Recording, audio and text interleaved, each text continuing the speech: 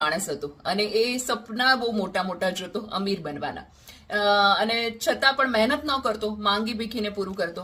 એક દિવસ કોઈ એને ઘડો ભરી અને દૂધ આપ્યું, તો થોડું દૂધ પી અને બાકીનું જે ઘડો હતો એનું દહીં મેળવણ નાખી અને દહીં મેળવી દીધું. એને એમ થયું કે ઓહો, આમાંથી દહીં થશે અને દહીંમાંથી છાશ અને છાશમાંથી પછી હું માખણ કાઢીશ અને હું વેચીશ, એમાંથી પૈસા આવશે, એમાંથી હું મરઘી ખરીદીશ, મરઘી તો ઈંડા આપશે એટલે બીજી મરઘીઓ પેદા થશે અને એવી જ રીતે હું મારો ધંધો ચલાવીશ આગળ.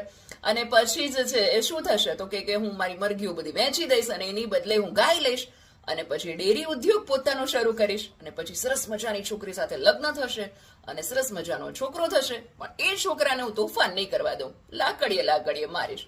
જેવી લાકડી અનાયાસે એ ઊંઘમાં હતો ને ઉપાડી, એમાં ઓલો જે ઘોડો હતો જેમાં એને દહીં જમાવ્યું હતું એ તૂટી ગયું. અર્થાત મહેનત કર્યા સિવાય સફળતા મળતી